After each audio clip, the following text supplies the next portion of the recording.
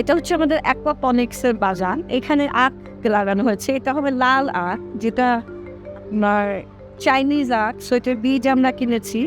এর আগে এখানে আমরা কলমি শাক ফলাচ্ছিলাম, এই যে দেখেন কলমি শাক, এবং আরও অনেক কিছু এখানে। এইখানে এই লতাটা হচ্ছে কুমড়োর লতা। সিম কিছু ঝুলছে, এই যে সিম ঝুলছে। তারপরে পেঁপে গাছ আছে। এরকম নানান ধরনের ফলন এখানে। যে আপনি সবজি দেখতে পাচ্ছেন না, কারণ প্রতিটাতে আপাতত বীজ দেওয়া আছে, বীজ থেকে এখনো সবজিগুলো বের হয়নি। এবার আমরা বেশ কিছু বিদেশি সবজির বীজ বলেছি। তো এটা হচ্ছে এক ধরনের সিস্টেম, এটার নাম অ্যাকোয়াপনিক্স। তো এখানে হচ্ছে আপনার সার, মানে আর্টিফিশিয়াল সার ছাড়া সবজি ফলানো হয়। সেই বিষয়টা কিভাবে হয় আপনাদেরকে একটু দেখাই। আচ্ছা,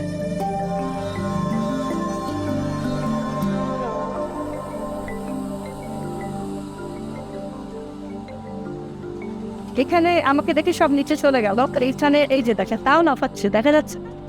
এখানে প্রচুর পরিমাণে তেলাপিয়া আছে। তো এই তেলাপিয়া মাছের বর্জ্যগুলো এই পাইপের মাধ্যমে এই গাছগুলোতে চলে যাচ্ছে, গিয়ে পানি দিচ্ছে অটোমেটিক্যালি। এবং সেই পানিগুলো ওই যে আমরা পড়েছি না, লেয়ার কাকন, তারপরে কয়লা, মাটি, এই সব কিছুর মধ্যে ফিল্টার হতে হতে পানিটা একটা সময় পিউরিফাই হয়ে যায়। সো সেই রকম পদ্ধতিতে এইটাও পিউরিফাই হচ্ছে। যেখানে কিছু কাকন আছে, ওইখানে কয়লাযুক্ত মাটি আছে, আবার শুধু মাটিও আছে, এই যে এখানে কয়লাযুক্ত মাটি। এবং এটার নিচে কয়লা, এই কয়লা আমরা দেখতে পাচ্ছি, কালো কালো কয়লা, কয়লার গুঁড়া সবগুলো মাটিতেই আছে, ওই মাটিতেও আছে। এই যে কয়লা, মাটি, কাকন, সো এই সব কিছুতে এই পানিগুলো পিউরিফাই হয়। পিউরিফাই হয়ে মাছগুলোতে আবার একটা পরিষ্কার পানি চলে যায়। যেই কাজটা করার জন্য আমাদের একদমই হাতের প্রয়োজন হয় না, অটোমেটিক্যালি এই সিস্টেমটা রান করতে থাকে। এবং সাধারণ সিস্টেমে আমরা যতটুকু না ফলাতে পারি, তার 3 গুণ তাড়াতাড়ি সময়ে এখানে ফলন হয়।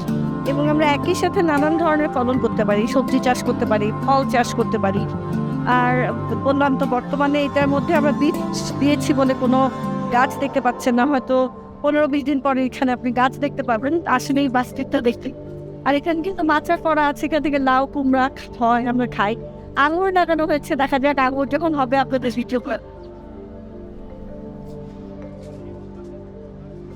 ওইটা মনে হয় কালাই, আই ডোন্ট নো। আমার এখানে আবার নিম গাছও হচ্ছে একটা।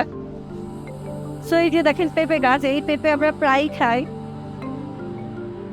এই জায়গাটাতেও বেশ কিছু কাকন দেখা যাচ্ছে, কয়লা, তারপরে ইট, মাটি, মানে এই পুরো ব্যাপারটা বেসিক্যালি একটা ফিল্টারেশন সিস্টেম।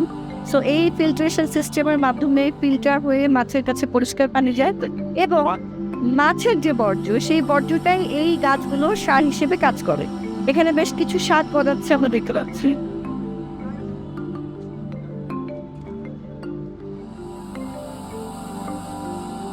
আর এইখানের মধ্যে বেশ কিছু গোল্ড ফিশ আছে, যেটা আমরা নিজেরাই চাষ করেছি। আর ওইখানে যে এঞ্জেল ফিশগুলো দেখলেন, এগুলো বেসিক্যালি আমাদের বাসায় জন্মগ্রহণ করেছিল। তারপরে আমরা তাদেরকে একটা পেটের রিহ্যাবিটেশন করেছি এই ছাদে। এখানে দেখা যাচ্ছে কিনা আমি জানি না। এখানে ব্ল্যাকমোর ফিশ আছে, আর 2-3টা মাছ লাল আছে।